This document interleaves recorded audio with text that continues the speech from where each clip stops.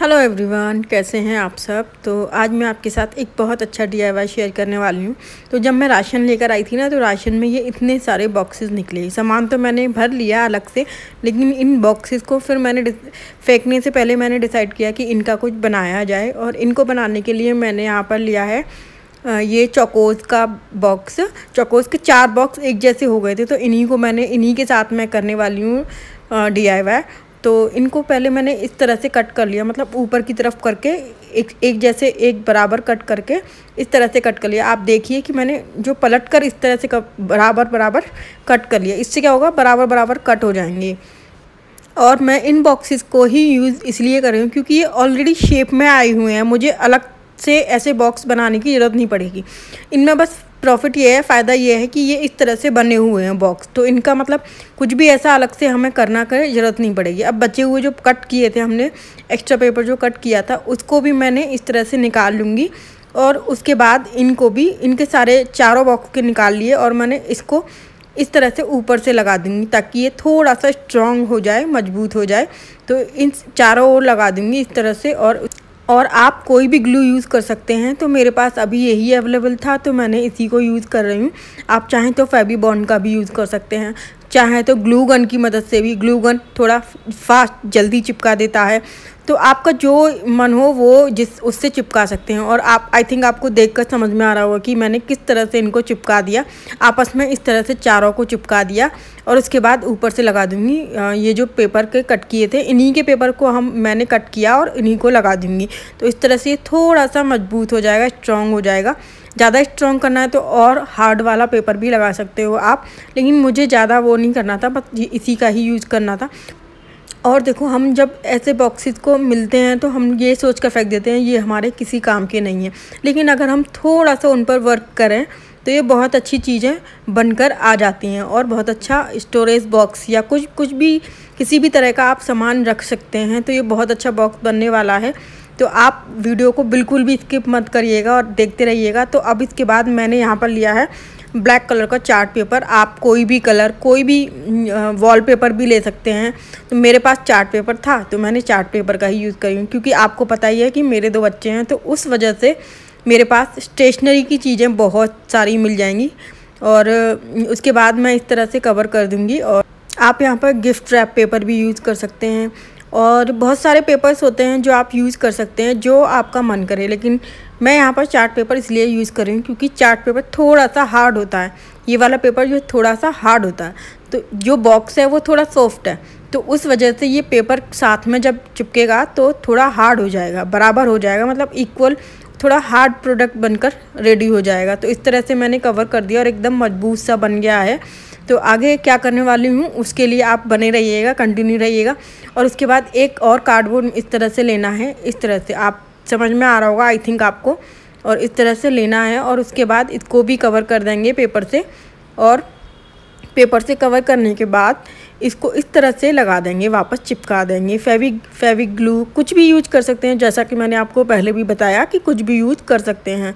और मैंने यहाँ पर इस तरह से इसको चिपका दूँगी। और मार्केट में जो ग्लू आते हैं, बहुत सारे ऐसे ग्लू आते हैं जो फास्ट चिपका देते हैं, तो आप उसका भी यूज़ कर सकते हैं। मैंने थोड़ा वेट किया इसके लिए मजबूत होने के लिए, क्योंकि यहाँ पर फेविकॉल यूज़ कर रही हूँ। अब उसके बाद जो है मैंने यहाँ पर लिए हैं कुछ पेस्ट के कैप। जो पेस्ट थे उसके कैप काफ़ी सारे इकट्ठे कर लिए थे मैंने। तो इस तरह से मैंने डबल साइडेड टेप को यूज़ किया है यहाँ पर, और चारों कैप के ऊपर डबल साइडेड टेप को इस तरह से लगा दूँगी। मैं डबल करके लगा रही हूँ ताकि अच्छे से चिपक जाए। डबल साइडेड टेप थोड़ी स्ट्रॉन्ग होती है, तो इसीलिए मैं यहाँ पर यूज़ कर रही हूँ। और इसके बाद इसको इस तरह से नीचे की तरफ लगा दिए हैं मैंने। तो आपको आई थिंक समझ में आ रहा होगा। इस तरह से लगाने के बाद उसके बाद ये मेरे पास एक कुछ टेप पड़ी हुई थी, जो मैं सिर्फ वही चीज़ों से यूज़ करके बता रही हूँ जो मेरे पास अवेलेबल हैं। आप चाहो तो मार्केट से भी परचेज कर सकते हो कुछ भी, लेकिन ये कलरफुल टेप होती हैं, बहुत सुंदर सुंदर अलग अलग डिज़ाइन में आती हैं, बिल्कुल ऐसी लगती हैं जैसे लेस लगाई हो आपने। तो इस तरह से ये बन गया एक ओपन करने वाला बॉक्स। अब इसको कहाँ यूज़ करने वाली हूँ, इसके बाद या मेरे पास है ये कुछ बॉक्सेस इस तरह के फूड जो आते हैं, उसके बाद इसको इनमें रख दूँगी इस तरह से, और ये बन गया एक बहुत ही सुंदर सा स्टोरेज बॉक्स। इसमें आप कुछ भी रख सकते हैं। जब मैं रखूँगी वो भी मैं आपके साथ शेयर करूँगी। आप इसको अपनी ड्रेसिंग में रख कर इसमें ईयरिंग्स वगैरह, छोटे छोटे ईयरिंग्स होते हैं वो रख सकते हैं, अपनी ज्वेलरी रख सकते हैं, कई सारी चीज़ें, आप सिलाई की चीज़ें रख सकते हैं इसमें। तो ये एक बहुत ही सुंदर प्रोडक्ट बनकर रेडी हो गया है। आप लोग को कैसा लगा कमेंट करके ज़रूर बताइए। तो चलिए इसको देखने के बाद चलते हैं नेक्स्ट DIY की तरफ। तो नेक्स्ट DIY के लिए फिर से मैंने अगेन यही बॉक्स का यूज़ किया हुआ है। तो ये वाले लूटो चोको पाए जो बॉक्सेस होते हैं उसके बॉक्स हैं। तो उसके लिए मैंने यहाँ पर कुछ इस तरह से निशान लगाए और इसको कट कर दूँगी, क्योंकि मुझे बनाना था ये टेबल पर रखने के लिए। तो इसमें मैं रखने के लिए बच्चों के लिए बनाऊंगी। बुक के लिए रखने के लिए जो बॉक्स होता है उसे क्या बोलते हैं, बुक शेल्फ बोलते हैं या कुछ भी हो, वो बनाने के लिए मैंने इसको यूज़ किया। अब मैंने आपको मैं वही बात कह रही हूँ कि मैं इसको यूज़ इसलिए कर रही हूँ क्योंकि ये ऑलरेडी शेप में है। तो इसे कट करके बस रेडी करना है, ज़्यादा कुछ नहीं करना। और जो कार्डबोर्ड से अलग से बनाए जाते उसमें बहुत सारा टाइम लगता है। उसमें क्या होता है, पूरे कट करेंगे, उसके बाद अलग से कट करके उसके निकालना, फिर उनको चिपकाना, तो इसमें प्रोसीजर बहुत लंबा हो जाता। तो मैंने यहाँ पर बस थोड़ा सा मेजरमेंट किया, निशान लगाया और इस तरह से कट कर दिया।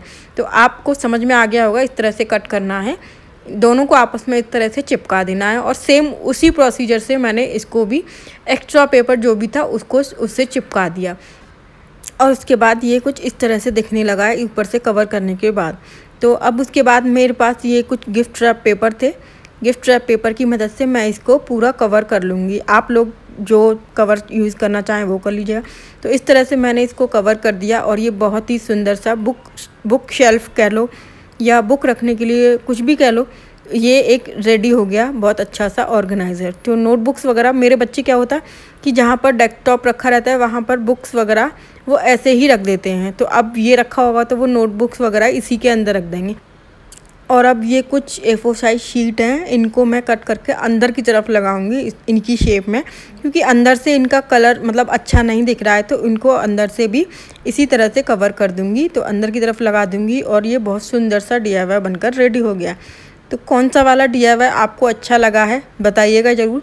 अभी हम इसको कंप्लीट करने के बाद नेक्स्ट DIY की तरफ भी जाएंगे। तो ये इस तरह से बन गया है बहुत सुंदर सा, नोटबुक्स वगैरह सब आ जाएंगी। उसके बाद नेक्स्ट DIY की तरफ जाते हैं। तो ये मेरे पास कुछ साबुन के बॉक्सेस हैं। जो साबुन के बॉक्सेस जो थे वो थोड़े अच्छे मजबूत से थे, तो उसके लिए मैंने यहाँ पर फिर से अगेन ये चोकोपाई वाला ही बॉक्स लिया है। तो ऊपर से इसको इस तरह से कट करना है जैसे मैं कट कर रही हूँ। उसके बाद इसको चिपका देंगे अच्छे से और अंदर से भी थोड़ा सा 1-2 कार्डबोर्ड लगाकर मजबूत कर देंगे। सेम वही प्रोसीजर है, बस इसको मैं अब अंदर से कर रही हूँ। तो इस तरह से चिपका कर इसको एक बॉक्स बिल्कुल रेडी कर लेंगे। अब आता है इनको, इन बॉक्सेस को, इनके जो ऊपर वाला पार्ट था इसको अंदर की तरफ करके चिपका देंगे। मैंने सबको इसको अंदर की तरफ चिपका सकते हैं। आप यहाँ पर चिपकाने की बजाय आप स्टेपलर भी यूज़ कर सकते हो, स्टेपलर की मदद से भी ये चिपक जाएंगे। थोड़े स्ट्रॉन्ग सा था ये बॉक्स, तो इसीलिए मैं इन बॉक्सेस का ही यूज़ कर रही हूँ। फिर मुझे वेस्ट चीज़ों का यूज़ करना था तो इसलिए मैंने इनको यूज़ किया। तो और अब ये इस तरह से चिपका दिया है इनको, और उसके बाद इनको भी कवर कर लूँगी ब्लैक पेपर से। तो ब्लैक पेपर से कवर करने के बाद ये कुछ इस तरह से दिखने लगेगा। तो ये बन गया एक बहुत ही सुंदर सा DIY क्या, एक बहुत ही अच्छा सा स्टोरेज बॉक्स। इसमें आप पेन वगैरह कुछ भी रख सकते हैं।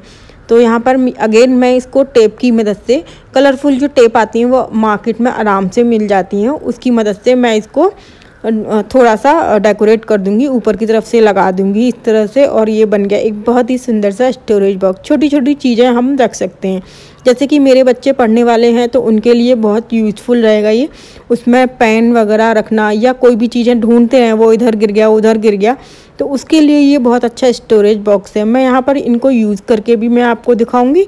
तो इस तरह से ये बन गया एक बहुत ही सुंदर सा ब्यूटीफुल बॉक्स। आपको कौन सा अच्छा लगा बताइएगा ज़रूर।